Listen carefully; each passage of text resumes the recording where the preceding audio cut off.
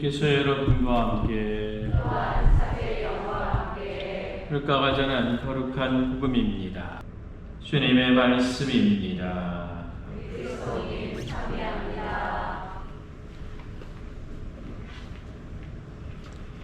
오소서 성령님.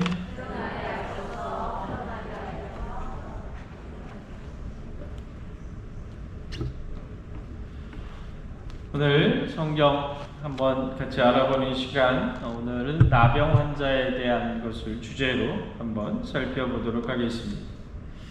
나병 환자 이야기는 성경 안에서 대단히 많이 나오죠. 대단히 많이 나오는데 영화 중에서도 여러분들 그 살라딘 이슬람 지금 오늘 요즘 이스라엘하고 이란하고 엄청나게 전쟁 중인데 정말 참 한 사람의 잘못된 판단, 야욕, 자신을 면피하기 위한 그런 부분들로 말미암아 정말 어마어마한 일들이 벌어지고 있는 이 사태에 대해서 정말로 한 번쯤은 좀 우리 역시도 잘못했으면 그럴 뻔하지 않았습니까? 그러니까 말 그대로 정말 되짚어 생각해보고 반성해봐야 될 겁니다. 막 병원에 미사일 떨어지고 핵시설에 미사일 떨어지고 그러잖아요. 막 지금 폭격하고 난리도 아니지 않습니까? 그렇죠. 남는 게 뭘까요? 여러분들, 그 결과가 평화가 올까요? 그 결과가 안정이 올까요? 그 결과가 발전이 올까요? 아닙니다. 그로 말미암아 내 아이가 죽고, 그로 말미암아 내 부모가 죽고, 그로 말미암아 나와 친한 친구, 내 형제 자매가 죽었다. 내가 살고 있었던 그나마 몇십 년 동안 간신히 이룩했었던 터전이 한순간에 사라져버리고 말았다라는 것으로 말미암아 뭐가 생길까요? 원망, 미움, 증오, 분노가 생길 겁니다. 그거는 단순히 우리 때에서만 끝나지 않고 우리 아랫대로 이어질 겁니다. 한번 정말로 깊게 반성해 봐야 돼요. 혹시 나도 모르게 어느 한쪽 편을 들고 있지 않을까? 예수님이라면 과연 어떻게 하셨었을까? 오늘 나병 환자 이야기 한번 들으면서 여러분들 한번 좀 잘 생각해 보셨으면 좋겠어요. 예수님이라면 오늘날의 이 세상 안에서 어떻게 하셨었을까?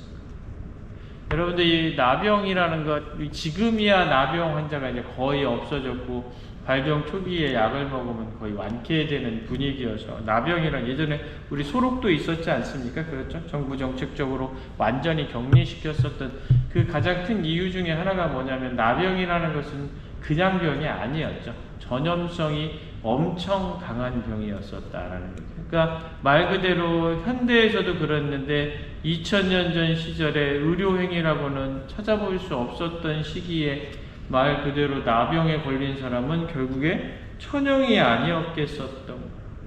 그 나병을 고치고 계시는 예수님의 모습이 등장을 하거든요. 예수님이 어떻게 나병을 고치셨을까? 시대적으로 봤을 때 나병 환자는 어떤 모습을 지니고 있었을까? 한 번쯤 생각을 해보면 예수님의 그 모습이 얼마나 시대적 배경과 괴리감이 있는가를 우리는 알게 될 겁니다. 오늘 복음이 기록하고 있죠. 온몸에 나병이 들린 사람이 예수님을 찾아왔다. 온몸에 나병이 걸렸다라는 건 말 그대로 지금 한쪽에만, 악성 피부병이잖아요. 그렇죠. 한쪽에만 걸린 게 아니에요. 그래서 예를 들어서 뭐 손에 걸렸다든지 뭐 발에 걸린 게 아니라 온몸을 뒤덮고 있으니까 과연 제대로 움직일 수조차 없었을 겁니다. 그리고 모든 사람이 저 사람은 보기만 해도 나병 환자다라는 걸 알았기 때문에 말 그대로 시대적으로나 사회적 안에서 완전히 괴리되어 있는, 말 그대로 어느 누구도 가까이 가지 않는 가장 외톨이 중에 외톨이였어요. 그리고 시대적 배경을 살펴보면 나병 환자는 어떻게 해야 되냐면, 나병 환자는 나병 환자끼리만 다녀야 되고요. 나병 환자가 예를 들어서 어느 고을 안에 들어오게 되거나 그렇게 되면 고을 안에 들어갈 수도 없었지만, 만에 하나라도 들어가게 되면 나는 나병 환자요, 나는 나병 환자요를 외치고 다녔었어야 돼요. 그리고 말 그대로 그 사람이 외치지 않으면 옆에 있던 말 그대로 가까이에 있는 사람이 가까이 오지 말라고 돌을 던져도 아무 상관이 없는 그런 게 시대적 배경이었습니다.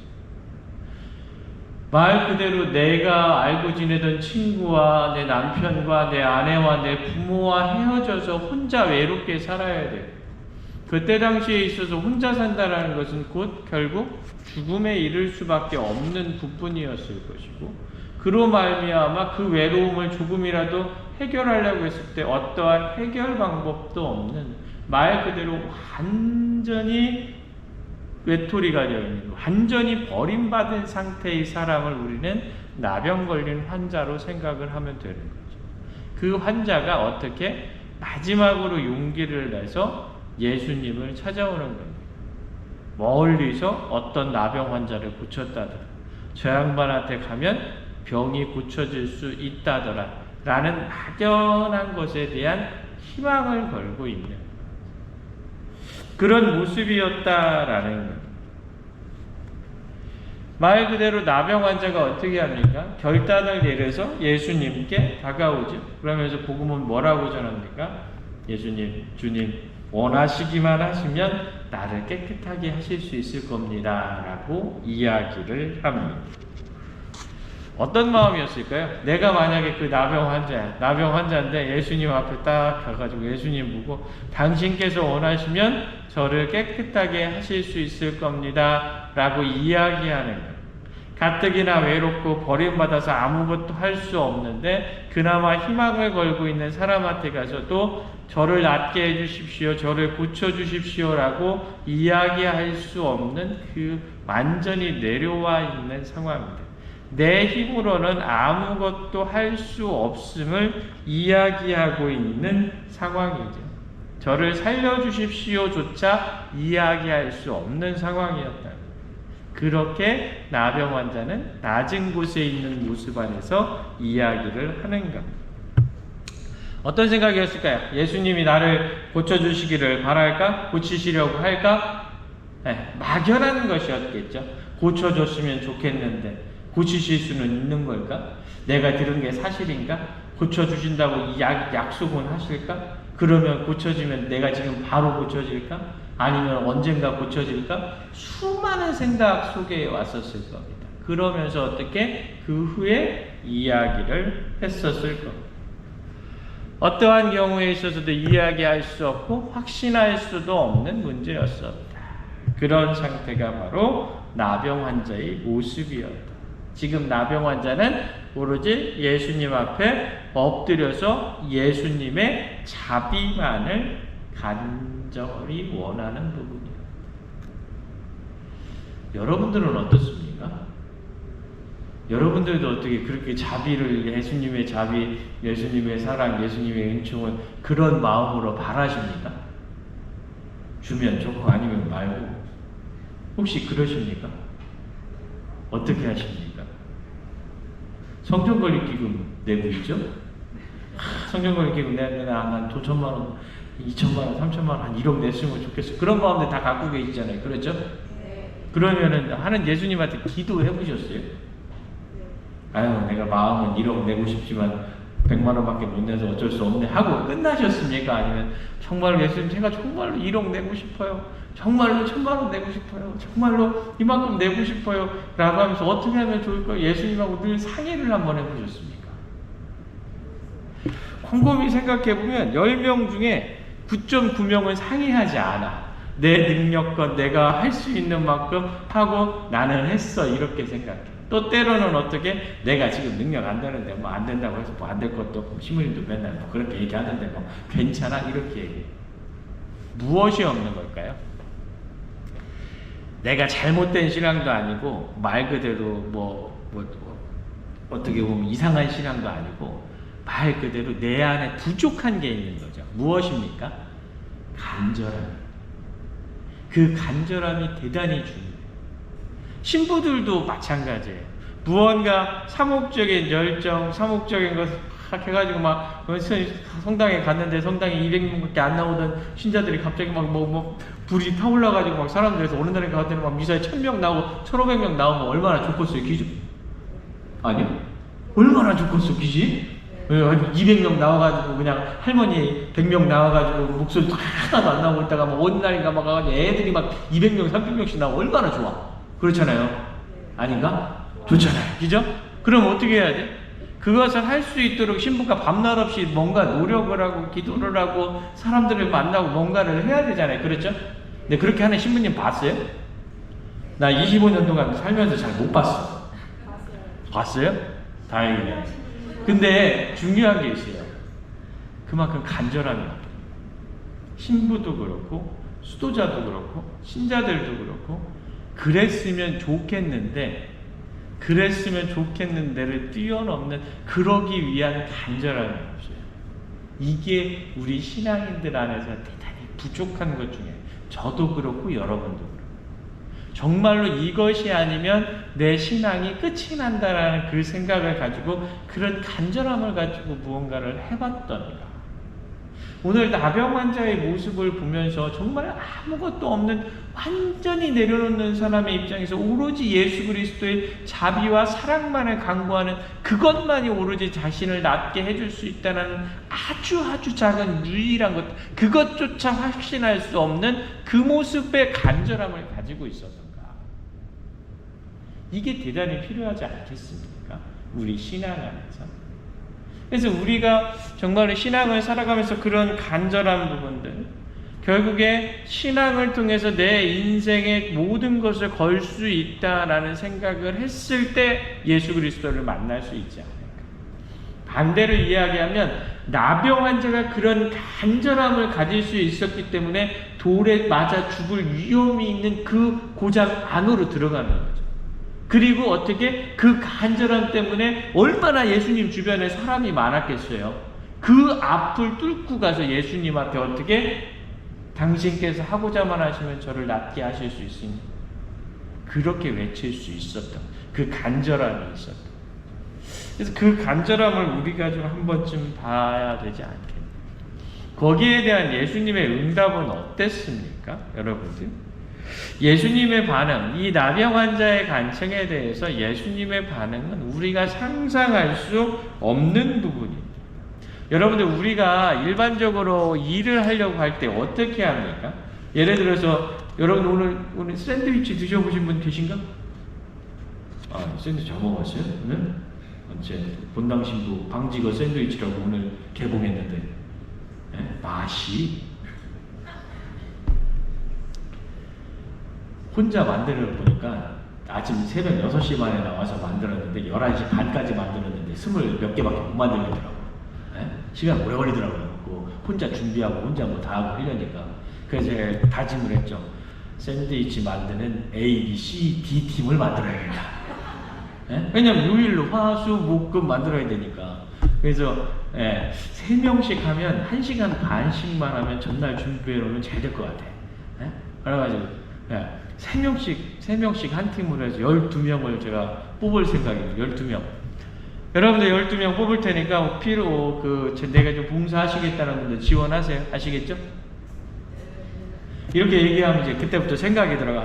우리 신부님도 이런 일을 벌이시는데 내가 우리 신부님 열심히 하시는 거 아니까 내가 도와드려야 되는데 어떻게 하면 잘 도와드릴 수 있을까? 내가 화요일에는 어디 가야 되고 화요일 갔다가 언제 안 되고 그러면은 내가 직장 다니니까 화요일 안 되고 수요일 안 되고 목요일 안 되고 토요일은 하시라 그러면 토요일날 내가 토요일날 그래도 한 주에 한 주가 못 나가는데 2주에 한 번씩은 2주에 한 번 나갔다 어떡하지 막 이런 얘기를 막 이렇게 혼자 막 생각을 해. 그러다가 그러면 한 달에 한 번은 할 수 있겠다 이 생각을 해가지고 누구한테 얘기해. 이혜정 프리스카 씨한테 맡긴다고 해서 그러면 프리스카 언니한테 가서 얘기를 해볼까? 언니 한 달에 한 번 하면 안 돼요. 안 된대. 어떡하지 막 이런 생각을 막 해요. 그게 일반적인 루틴이요. 그죠? 왜 그럴까요? 모든 사람이나 모든 사람들이 내 능력 안에서 하려고 그래요. 대다수가 그렇지 않습니까? 저도 그렇고 여러분도 그렇고. 모든 것을 능력 안에서만 이렇게 하려고 하니까 내가 요거는 요 시간은 안 되고 요만큼은 할 수 있고 요렇게는 하면 더 잘할 수 있고 이렇게 하면 이건 어려운데 이런 식으로 해서 판단해서 내 능력만큼만 가는 거예요.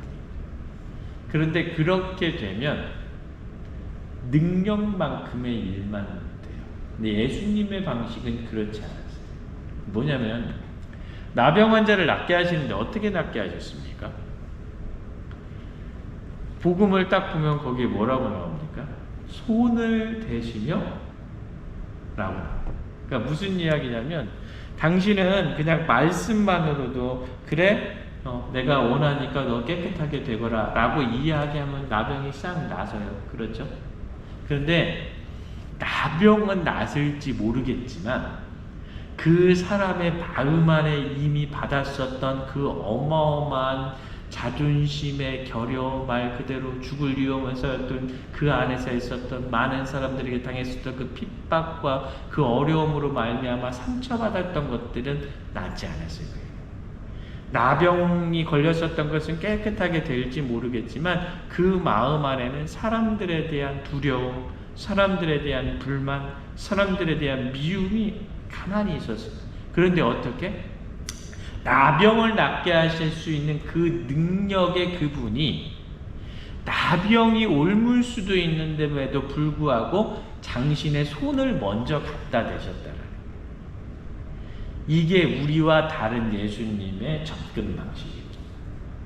그래서 예수님은 우리한테 어떻게 다가오시냐면 우리가 원하는 것만을 행해 주시는 것이 아니라 우리에게 필요한 것을 당신 스스로 먼저 아셔서 다가오시는 분이셨다. 당신을 먼저 생각하는 분이 아니라 내 안에 전인격적인 만남, 내 안에서 전인격적인 그 치료를 위해서 다가오시는 분이셨다. 그래서 어떻게? 당신의 안위보다는 사람의 안위를 먼저 생각하시면서 손을 내미시는 분이죠. 그거를 나병 환자는 깨달은 거죠. 나병 환자는 알게 되는 거죠. 그 결과는 어떻게 됐습니까?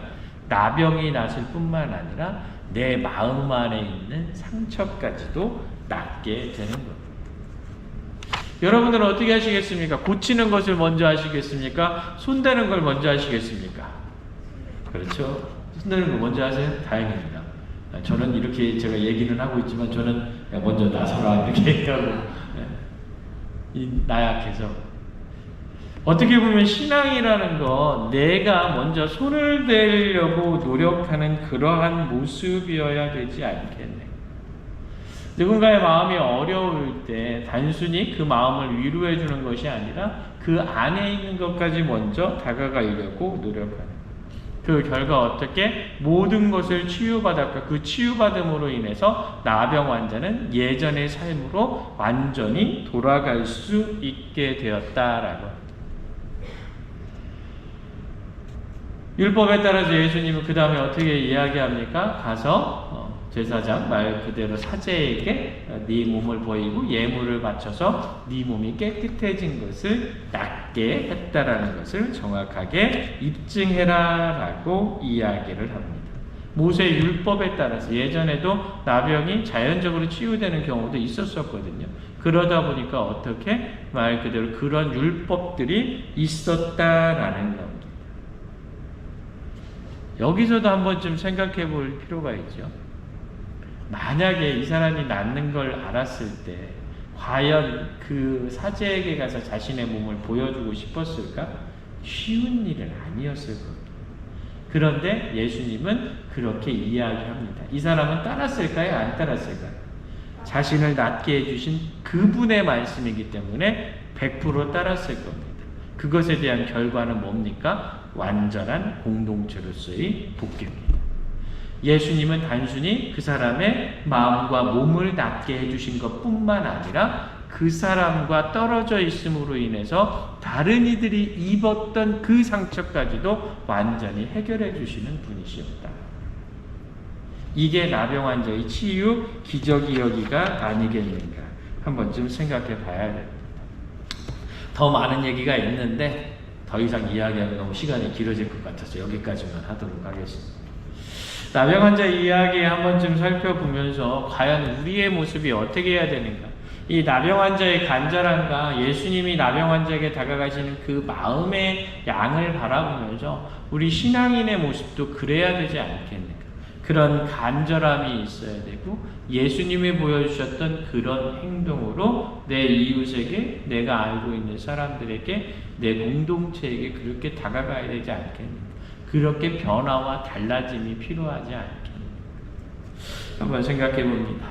나병 환자 이야기 오늘 가셔서 제가 이렇게 이야기했더라고 꼭 남편과 아내에게 꼭 말씀해 주시길 부탁드리도록 하겠습니다. 그래서 적어도 한 번쯤은 내 마음 안에서 정말로 예수님께 대한 간절함, 정말로 예수님이 세상을 바라보셨던 그 마음의 부분들, 그런 것을 좀 한 번쯤 생각해보고 실천할 수 있도록 시간을 가지실 수 있도록 노력하는 시간을 되시길 부탁드립니다.